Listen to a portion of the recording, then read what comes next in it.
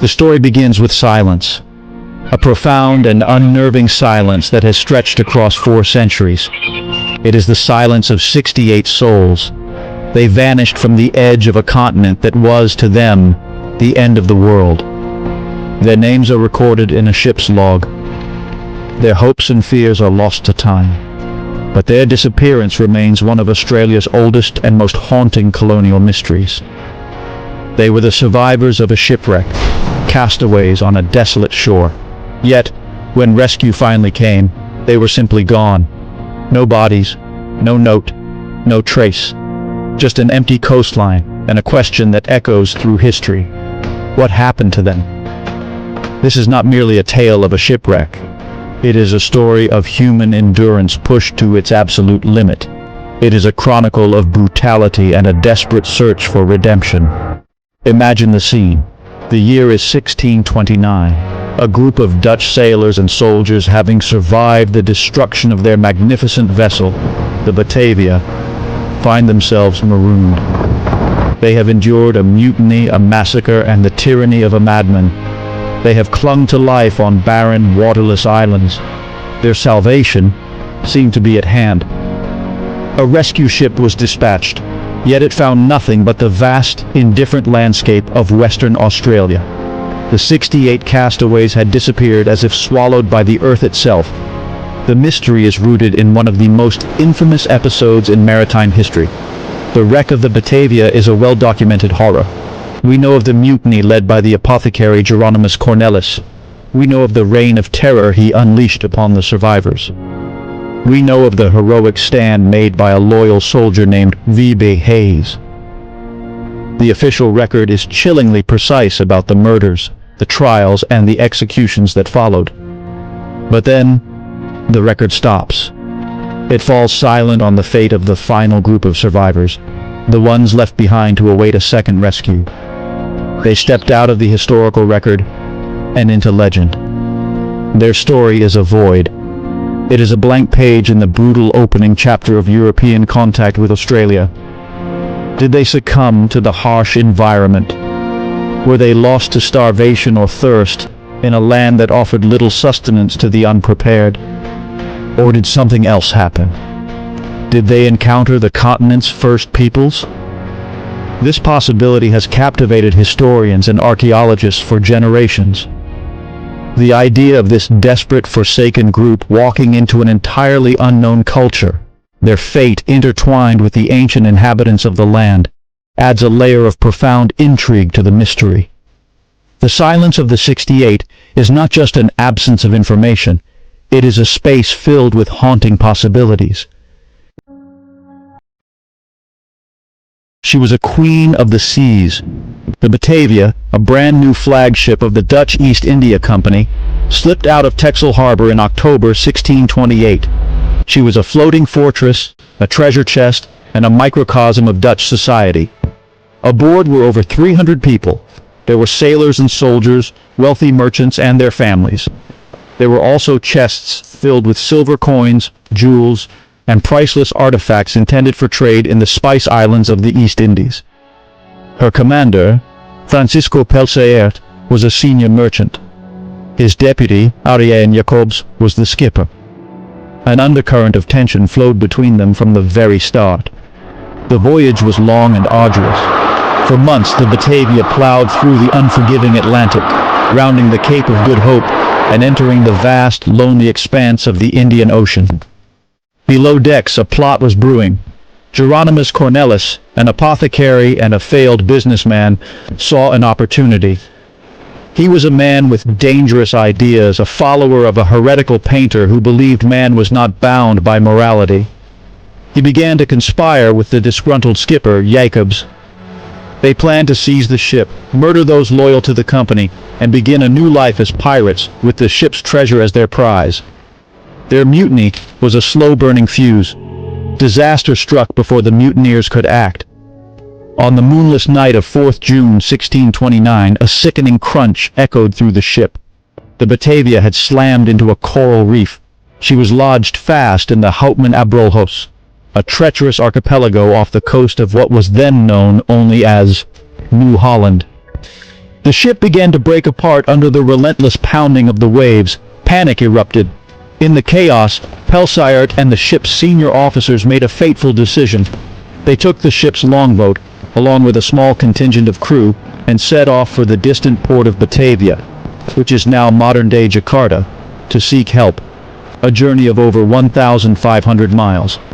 They left behind more than 250 survivors. The castaways were scattered across a few small, barren coral islands. These islands had no fresh water and little food. The wreck of the great ship, visible on the reef, was both a source of potential supplies and a grim monument to their misfortune. With the commander gone and the ship's structure of authority shattered, a power vacuum emerged.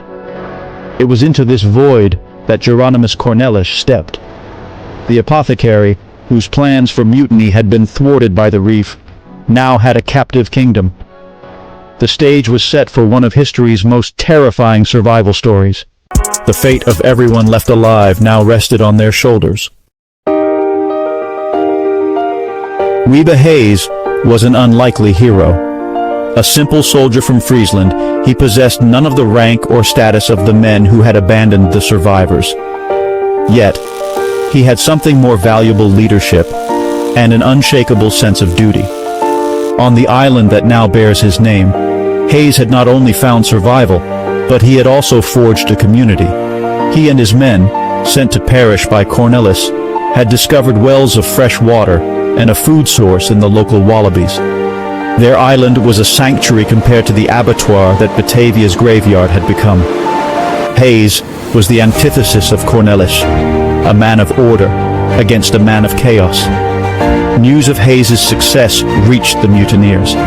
Cornelis was enraged. The existence of this disciplined group of soldiers was a direct threat to his authority. He could not allow them to live. He launched a series of attacks, attempting to overwhelm Hayes's small force.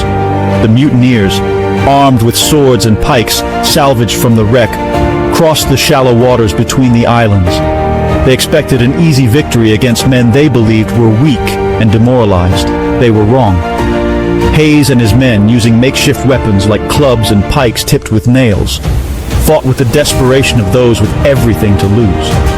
The soldiers built rudimentary fortifications. They constructed a small fort from limestone and coral blocks, a structure whose ruins can still be seen today. It is considered the first European-built structure in Australian history. From behind these low walls, they repelled assault after assault. The battles were brutal and intensely personal. These were not anonymous armies clashing on a field. These were former shipmates fighting to the death on a tiny island at the edge of the known world. Hayes's leadership was crucial. He inspired his men to hold firm against superior numbers and better armed foes, turning their desperate situation into a symbol of defiance. The conflict reached its climax just as a sail was spotted on the horizon. It was the Sardam, the rescue ship commanded by Pelsiart, returning from Batavia. As the ship approached, a final, frantic battle erupted. Cornelis, seeing his last chance slipping away, launched one more desperate attack. Hayes knew he had to reach the ship first to warn Pelsiart of the mutiny. In a dramatic race, Hayes outran the mutineers, swam out to the Sardam, and was the first to climb aboard. He poured out the horrific story to a stunned Commander Pelsiart. The Kingdom of Terror was about to face its reckoning. The immediate nightmare was over, but a new mystery was just beginning. Section 5. A faint hope, a failed rescue. The return of the Sardam. The arrival of the brought swift and brutal justice. Commander Pelsiart, armed with Wiebe Hayes' testimony, acted decisively. He rounded up the mutineers, including Geronimus Cornelis. The trials were held right there on the islands. They were swift and merciless. Confessions were extracted under torture, detailing the full, sickening extent of the atrocities. The worst offenders, including Cornelis, were sentenced to death. Their punishment was severe. Their hands were amputated before they were hanged. The rule of law, in its most unforgiving 17th century form, had been restored to the Abrolhos. The survivors under Hayes' protection were finally safe. Pelsiart's work, however, was not finished. His primary mission for the VOC was salvage. The ex-wreck held a fortune in silver coins. For weeks, the crew of the Aided by the Survivors dived on the wreck, recovering most of the treasure chests. It was a perilous and demanding task. As the salvage operation drew to a close, Pelsaert made a decision that would create an enduring enigma. It was dangerously overcrowded with the rescued survivors and the recovered treasure. He could not take everyone back to Batavia in one trip. He needed to leave some people behind. He chose a group of 68 soldiers and sailors. These were the men who had proven their resilience under Viva Haze. They were left on the mainland coast, near the mouth of what is now the Murchison River. Their instructions were clear. They were to explore the area, search for resources, and look for any signs of the two men Pelsaert had marooned on the continent as punishment for lesser crimes. Pelsaert promised to return for them. He sailed away, leaving the 68 men to fend for themselves in an unknown land. It was the last time any European would ever see them alive. The promise was broken. Pelsaert never returned. Upon his arrival in Batavia, he was met not with praise for recovering the treasure, but with recrimination for losing his ship. He fell into disgrace and died within a year.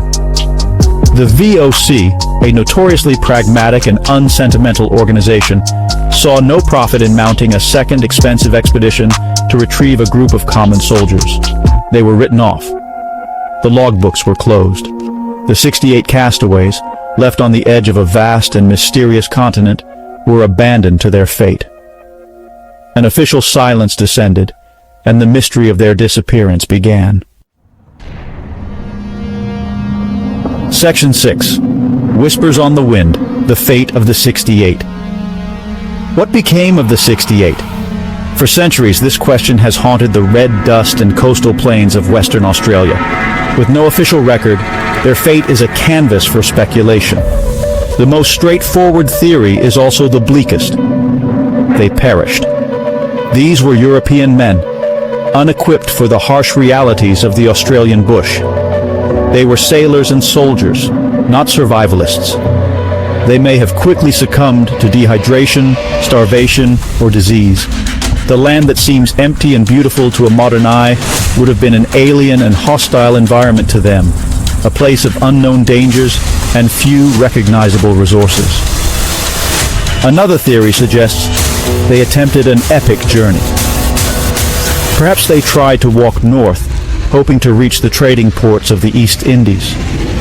This would have been a trek of thousands of kilometers through some of the most inhospitable terrain on the planet.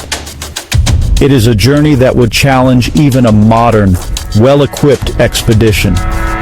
For a group of 17th century castaways, it would have been a near impossible feat. They would have faced scorching heat, a lack of water, and the constant threat of getting lost in a vast, featureless landscape. If this was their plan, they likely disappeared without a trace into the continent's immense interior. A more violent end is also possible. The continent was not empty. It had been inhabited for tens of thousands of years by Aboriginal peoples. The arrival of 68 armed men on their ancestral lands would not have gone unnoticed. The initial interactions could have been peaceful, but misunderstandings can quickly escalate into conflict. The Dutch, with their sense of superiority and desperation, may have provoked a violent response. A battle or a series of skirmishes with local tribes could easily have wiped out the entire group, leaving little evidence behind for future generations to find.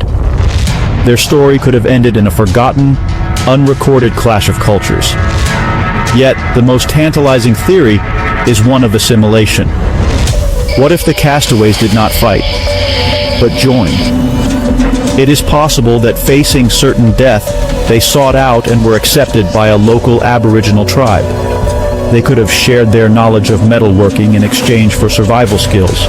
They might have married into the community, raised families, and lived out their lives as part of a culture utterly alien to their own. In this scenario, they did not vanish. They were absorbed. Their bloodline, their genes, and perhaps even faint echoes of their stories might have been woven into the fabric of the local indigenous population, a ghost-like presence lingering just beyond the reach of conventional history. Section 7. Ghosts in the Landscape, Traces of the Lost. The search for the lost castaways has moved from archives to the land itself. For generations, historians and archaeologists have scoured the Western Australian coast for any physical proof of their fate. The challenge is immense. 400 years of wind, rain, and shifting sands can erase almost any trace of human activity. Yet, tantalizing clues have emerged. Whispers from the past that suggest the 68 did not simply lie down and die. These clues point towards a fascinating and perhaps prolonged interaction with the land and its people. They hint at the theory of assimilation. One of the most compelling pieces of evidence comes from the oral traditions of the local Aboriginal people, the Nanda and Malgana. For years, stories have been passed down about the arrival of white ghosts from the sea. Some tales speak of light-skinned people joining their tribes. Furthermore, early European settlers in the 19th century reported seeing Aboriginal people with startlingly European features. Blue eyes, fair hair, and lighter skin tones. While difficult to prove definitively, these accounts, combined with the oral histories, suggest a genetic legacy left behind by the Dutch castaways. The ghosts of the May have lived on in the faces of their descendants. Physical evidence has been harder to come by, but it exists. Archaeological finds in the region around the Murchison River have unearthed objects that do not belong. Dutch artifacts from the 17th century, coins, pottery shards, and clay pipes, have been discovered in the remnants of Aboriginal campsites far from the coast. These items suggest trade, contact, or the integration of European survivors into the local community. They are tangible links, connecting the world of the VOC with the ancient world of the Australian bush. Each discovery, no matter how small, adds another piece to the puzzle, suggesting the castaways survived for at least some time after being abandoned. Perhaps the most intriguing evidence is genetic. Modern DNA studies have been conducted on the populations of the region, searching for a unique genetic marker that can be traced back to 17th century Holland. While the results have not yet provided a conclusive smoking gun, they have revealed complex genetic histories and have not ruled out the possibility of European admixture dating back centuries. The science is still evolving, but it holds the promise of one day answering the question definitively. The truth of what happened to the 68 men may not be written in a book, but in the very DNA of the people who walk that land today. Section 8. The Unsolved Riddle. A 400-year silence. Today, on the 4th of September 2025, the mystery of the 68 castaways endures. It is a story that refuses to be concluded. It remains a raw and compelling chapter in the annals of maritime exploration and a foundational myth of modern Australia. The story of thee is one of extremes, the height of commercial ambition, the depths of human depravity, and the peak of heroic resilience. But the final act, the story of the abandoned 68, is a profound and unsettling silence. Their fate is a historical vacuum, a space where fact ends and speculation begins, captivating all who hear it. The legacy of thee is multifaceted. The wreck itself, discovered in 1963, has yielded a treasure trove of artifacts that provide an unparalleled glimpse into 17th century Dutch life. The story of the mutiny is a dark parable, a real life that serves as a timeless warning about the fragility of civilization. The heroism of V.B. Hayes provides a necessary counterpoint, a reminder that courage and decency can endure even in the most horrific circumstances. The story has been told and retold in books, documentaries, and exhibitions, each generation finding new meaning in its dramatic twists and turns. But it is the unsolved portion of the tale that holds the most power. The disappearance of the final survivors elevates the story from a historical account to an enduring myth. It forces us to confront the vastness of the Australian continent and the stark reality faced by the first Europeans to be stranded on its shores. It is a mystery that connects two vastly different worlds, the ambitious, globalized maritime empire of the Dutch and the ancient, isolated continent that had existed for millennia, undisturbed. The fate of these men lies at the cross-section of these two worlds, a point of impact that still resonates today. Ultimately, the silence of the 68 is what makes their story immortal.